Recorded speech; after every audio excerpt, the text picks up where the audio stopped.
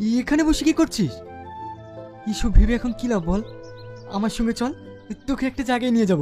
ওখানে গেলে তোর মনটা ভালো হয়ে যাবে। আমি কোথাও যাব না, আমার কোথাও যেতে ইচ্ছে হচ্ছে না। এখানে বসে বসে কাঁদছিস, আমার খুব ভালো লাগছে বুঝি।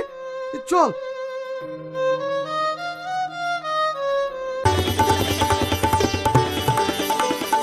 মেরে দে, দেখ আলাদা একটা ফিল আসবে।